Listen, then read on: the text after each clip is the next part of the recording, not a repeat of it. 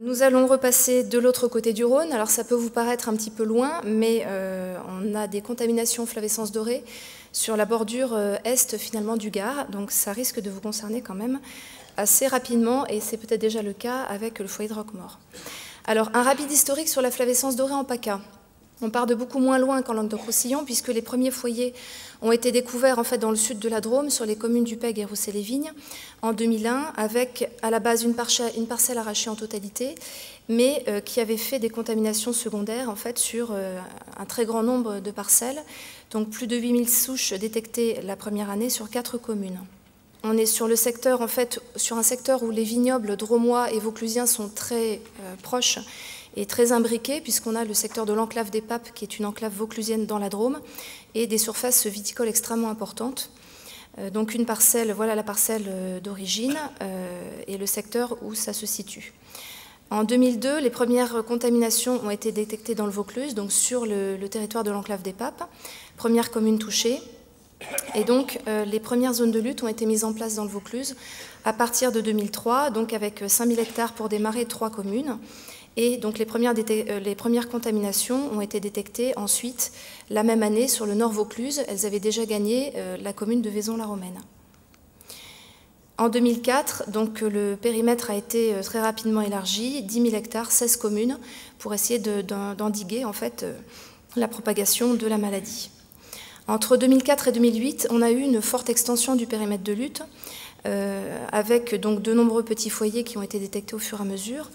Et le premier arrêté mixte flavescence dorée bois noir a été pris en 2005, compte tenu du fait qu'effectivement, on commençait à avoir des soucis de détection au niveau du vignoble et de confusion entre les deux maladies. En 2005 a également démarré l'aménagement de la lutte. On a commencé, sur les communes où la maladie était la mieux contenue, à réduire déjà le nombre de traitements. Donc on est passé sur certaines communes déjà dans un premier temps 2 traitements et dans les années suivantes 1 traitement, voire 0 traitement, donc ce qui correspond en fait aux zones de surveillance renforcée en Languedoc-Roussillon. En 2008, on observe donc l'extension maximale du périmètre de lutte obligatoire avec 19 000 hectares et 26 communes. Donc on joue quand même sur une échelle qui est un petit peu différente de celle que vous avez en Languedoc-Roussillon depuis les 30 ans de lutte, comme le disait Christophe.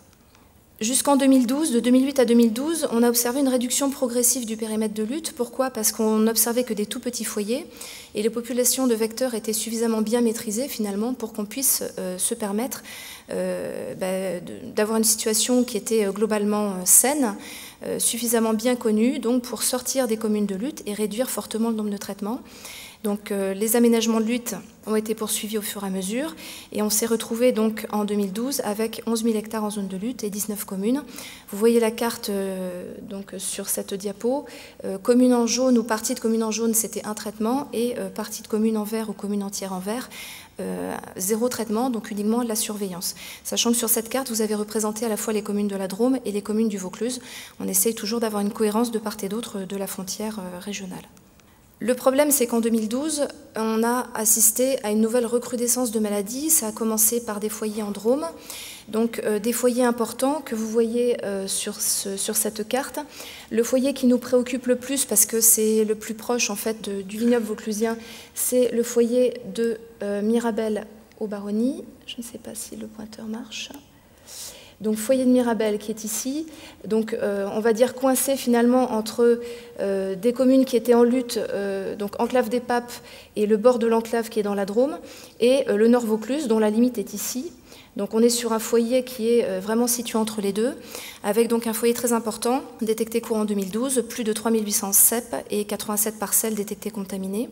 Le foyer également de Curnier, donc c'est un petit peu plus loin, donc dans les Baronnies, foyer de Curnier, un peu plus de 1000 souches, et Propiac-Beauvoisin, donc également un foyer tout à fait voisin du Vaucluse, 2 communes avec un foyer situé au niveau de la limite communale, et qui risquait d'impacter donc directement le vignoble vauclusien, donc situé directement en bordure, ici, voilà, donc sur les communes voisines, sur lesquelles on observait déjà directement des petits foyers depuis quelques années. Alors, en PACA, en 2013, donc on a bien entendu continué à surveiller tout le vignoble qui était menacé. par ces nouvelles contaminations potentielles. Vous avez sur cette carte le périmètre de lutte 2013, donc à la fois sur la Drôme et le Vaucluse, avec toujours des aménagements de lutte poussés sur les deux régions, sur les deux départements, et donc une augmentation des traitements insecticides dans les secteurs les plus touchés de la Drôme. Et également une augmentation des traitements insecticides par précaution au niveau du Nord Vaucluse. Le souci, c'est que malheureusement la maladie ne s'est pas arrêtée là, donc voilà à peu près l'état des contaminations qui ont été observées suite à la campagne 2013. Donc tous les points en rouge en fait sont des points situés sur des communes vauclusiennes et les points en mauve un petit peu plus foncés sont situés sur des communes de la Drôme. Donc c'est un bilan provisoire, nous devons faire le point avec nos collègues drômois la semaine prochaine. Donc on observe en fait une très forte augmentation de petits foyers sur le périmètre de lutte historique et également 2 foyers de taille un petit peu plus significative, donc situés, on va dire, un petit peu aux extrêmes. Au niveau du nord, sur l'enclave des Papes, donc sur la commune de Grillon, donc tout à fait au nord. Nous avons un foyer de un peu plus de 100 souches sur la commune de Grillon et nous avons un foyer donc d'une taille un peu moins importante, 25 souches, sur la commune de Villedieu. Il s'agit d'une reprise d'une ancienne parcelle flavescente qui est à nouveau détectée contaminée cette année. Et une multitude de petits foyers donc sur cette bordure qui est on va dire à proximité des foyers détectés dans la Drôme.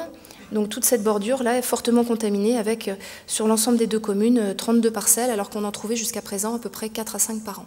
Donc 32 parcelles cette année.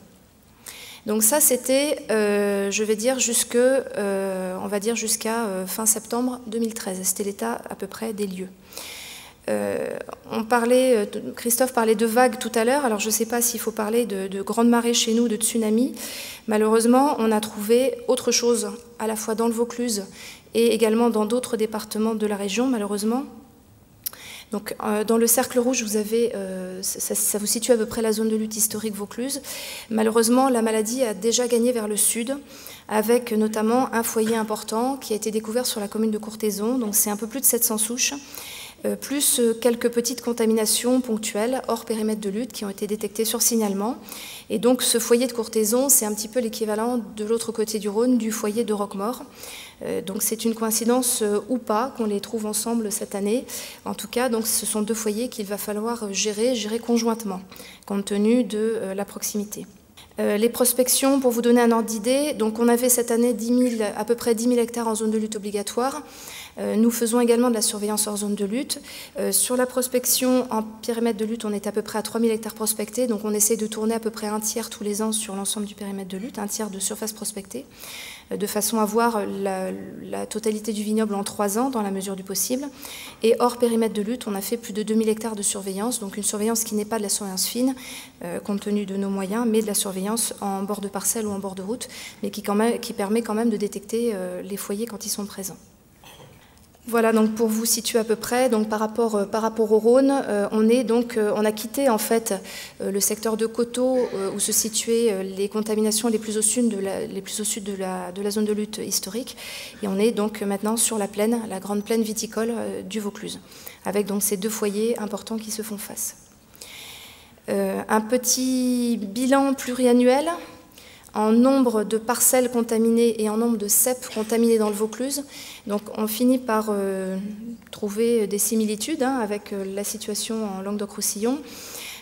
Donc démarrage de la lutte en 2002-2003. Vous avez en bâton bleu le nombre de parcelles flavescentes détectées et la courbe rouge, c'est le nombre de souches. On est monté en gros à un peu moins d'une quarantaine de parcelles dans les pires années en fait, de la flavescence au début des années 2000 en Vaucluse. On est descendu jusqu'à très peu de parcelles contaminées, 11 parcelles l'année dernière, pour 27 souches. Et cette année, vous voyez donc l'explosion de cette maladie, plus de 60 parcelles contaminées, et on est au-delà des 900 souches. Donc c'est pour nous un cas absolument inédit en termes à la fois de développement géographique et en termes d'intensité de la maladie, avec des conséquences économiques, bien entendu, qui vont avec. Autre souci, donc un petit peu plus tardivement encore, on a trouvé des foyers, alors là j'emploierai le terme d'énormes, dans les Bouches-du-Rhône. Donc ça c'est un signalement qui a été fait début octobre, donc sur les communes d'Orgon et Gallières, dans le secteur des Alpilles. Énorme foyer, donc découvert fort heureusement cette année, puisque c'est probablement un foyer qui date déjà de quelques années. Donc c'est déjà une bonne chose qu'on l'ait découvert cette année, mais malheureusement le foyer est de taille très très importante. 87 parcelles touchées dans ce qu'on a pu voir au niveau de ce secteur. Plus de 15 000 souches, sachant que le chiffre exact, on ne l'a pas, puisque sur les parcelles les plus touchées, on n'a pas compté à la souche près, bien entendu, on a fait une estimation. Et on a 16 hectares arrachés en totalité sur la même exploitation, une exploitation familiale donc qui perd à peu près la moitié de sa surface et qui risque de perdre l'autre moitié l'année prochaine, compte tenu des sorties de symptômes qui risquent de se produire, donc quand je dis l'année prochaine, la prochaine campagne, bien sûr, en 2014. Et le problème, c'est que ce foyer, bien entendu, a commencé à essaimer dans les communes voisines et probablement aussi un petit peu plus loin. Donc nous avons au total 7 communes contaminées avec des détections qui se sont faites uniquement, quasiment sur des signalements cette année, ce qui nous laisse un petit peu perplexes par rapport à l'état sanitaire du reste du vignoble. Le problème, c'est que malheureusement, on n'a pas eu le temps de tout prospecter. Donc des petits foyers sont potentiellement présents un petit peu partout ailleurs aussi. Donc en termes géographiques, donc vous avez le cours de la Durance, le Gard finalement qui n'est pas très très loin, un petit peu plus à l'ouest. La commune touchée la plus à l'ouest, c'est la commune de Saint-Rémy de Provence. Alors on a ici le secteur Alpille, donc dans lequel s'est déclaré cet énorme foyer, et on a donc un secteur secondaire situé donc sur les communes de Rogne-Lambesque, donc un petit peu en dessous du Luberon, avec la parcelle touchée la plus à l'est sur la commune d'Aix-en-Provence. En nombre de parcelles touchées, donc un peu plus de 74 parcelles sur le foyer, sur le cœur du foyer, plus de 15 000 souches, 16 parcelles arrachées en totalité. Au total, 93 parcelles détectées contaminées dans les Bouches-du-Rhône, sachant que les prospections n'ont pu être réalisées qu'à peu près sur un mois, avec la mobilisation de toutes les forces disponibles, techniciens locaux, vignerons bien entendu. On a fait une formation au mois d'octobre pour aider les vignerons à reconnaître la flavescence sur les cépages les plus courants du secteur. C'est une maladie qui n'était pas connue, ou en tout cas mal connue des vignerons dans la mesure où le secteur n'avait jamais été touché, ce qui explique aussi probablement le problème de détection tardive de ce foyer. Donc un peu plus de 700 hectares à peu près prospectés en urgence, et on a eu encore la chance que la végétation soit présente suffisamment tard pour qu'on puisse prospecter relativement tardivement. Ce qui est un petit peu une nouveauté aussi pour nous, c'est qu'on a de nombreux cépages touchés, donc des encépagements qui étaient assez variés sur le secteur. Donc des symptômes qu'on n'avait jamais vus sur ce type de cépage, sur du marcelan, sur du cabernet sauvignon, sur de la syrah également. C'est la première année qu'on trouve des syrahs touchés, y compris une syrah à plus de 20%, donc qui a été arrachée en totalité. C'est la première fois qu'on trouve ça en PACA. Et donc des symptômes également sur blanc. Donc tous ces symptômes présents notamment donc, sur la même exploitation. Cette exploitation, les propriétaires donc, ont témoigné dans Réussir Vigne, un article qui est paru dans le numéro de décembre 2013, donc qui vous explique un petit peu la situation. Perspective 2014, alors tout d'abord les enseignements de la campagne 2013, également des campagnes précédentes. Tout d'abord la sensibilisation et la formation à la reconnaissance des symptômes pour les vignerons et les techniciens. En tout secteur. Pour l'instant, on concentrait beaucoup les forces sur le Nord Vaucluse puisque c'était le secteur historique, mais malheureusement, donc, on va devoir étendre très très largement cette sensibilisation, cette formation. La communication sur la maladie avait déjà commencé dès 2012, mais bon, on va bien entendu, on va intensifier cette sensibilisation. On constate que la mobilisation des professionnels, malheureusement, est difficile tant que la maladie n'est pas fortement présente sur un secteur. On avait organisé des visites, notamment avec la collaboration de nos collègues drômois sur le secteur de Mirabel-aux-Baronnies. Bien entendu, on a eu très peu de participation. On a eu 3 à 4 fois plus de personnes qui se sont déplacées sur le foyer d'Orgon et Gallières pour venir voir les dégâts sur place. Donc plus le foyer est loin et finalement moins les vignerons s'en préoccupent. Alors que la maladie, malheureusement, peut se propager très vite et à peu près partout. On constate aussi, paradoxalement, l'essoufflement de la lutte dans les secteurs historiques. C'est ce qu'on appellerait en fait le paradoxe d'une maladie maîtrisée. Finalement, les gens nous disent « mais la flavescence, c'est pas si grave que ça, puisque chez nous, finalement, ça n'a jamais explosé ». Effectivement, ça n'a jamais explosé parce qu'on est dans une situation où la maladie est à peu près contenue, c'est-à-dire des petits foyers qui ont été pris à temps et avec des populations de vecteurs qui sont très faibles. Donc on n'est pas dans des situations explosives comme on a pu trouver dans les Bouches-du-Rhône. On était dans des secteurs en fait où la pression insecticide était quasiment nulle, donc des populations de cicadelles probablement phénoménales, dont on va avoir une idée précise au printemps quand on va faire les premiers comptages. Donc paradoxalement, le relâchement se fait aussi sentir dans les secteurs de périmètre historique où la surveillance est mise en œuvre depuis quasiment 10 ans. Un petit bilan sur les facteurs d'échec et les facteurs de réussite de la lutte contre la flavescence dorée. Donc c'est un petit peu les mêmes constats qui sont faits en Languedoc-Roussillon. Facteurs d'échec, les difficultés économiques, la déprise agricole, l'absence de repreneurs sur les exploitations. Donc c'est malheureusement des conditions qui étaient un petit peu réunies les dernières années. Également la méconnaissance de la maladie, de sa vection, de sa nuisibilité.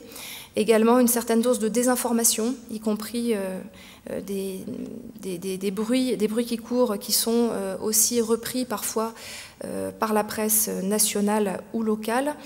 Et malheureusement aussi des tribunes qui sont données à des personnes qui ont tendance à se vanter de ne pas suivre les obligations mises en œuvre au niveau des périmètres de lutte. Malheureusement, on aboutit à des catastrophes de l'ordre de celle d'Orgon si on suit ces préceptes-là. Au niveau des facteurs de réussite, la mobilisation des vignerons, l'animation locale également, qui est très très importante. On a pu jusqu'en 2013 maintenir un très fort accompagnement des communes du Nord-Vaucluse parce qu'on avait encore les moyens de le faire, parce qu'on était dans une zone de lutte de petite taille, avec relativement peu de communes.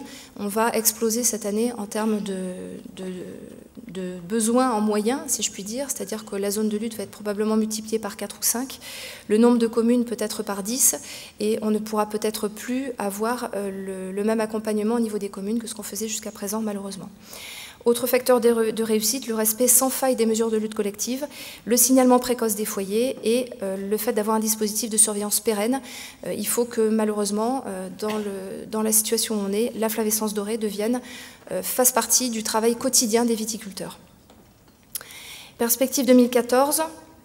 Nous avons un nouvel arrêté national qui est paru le 31 décembre et qui s'applique au 1er janvier, qui introduit quelques nouvelles obligations dont il va falloir bien entendu tenir compte à partir de la nouvelle campagne, et également une nouvelle gouvernance sanitaire avec réforme des OVS, donc organismes à vocation sanitaire, avec une réorganisation en pratique à prévoir pour la campagne. Donc tout nous arrive un petit peu en même temps, mais bon, il va bien entendu falloir tout gérer à la fois. Et donc le périmètre de lutte et le nombre de traitements sont pour l'instant en cours de définition. Nous rencontrons au fur et à mesure tous les syndicats locaux et les vignerons concernés. Et donc d'ici le mois de mars ou avril, la tenue des commissions départementales, nous devrions avoir arrêté les mesures de lutte et les périmètres pour 2014. Je vous remercie de votre attention. Merci.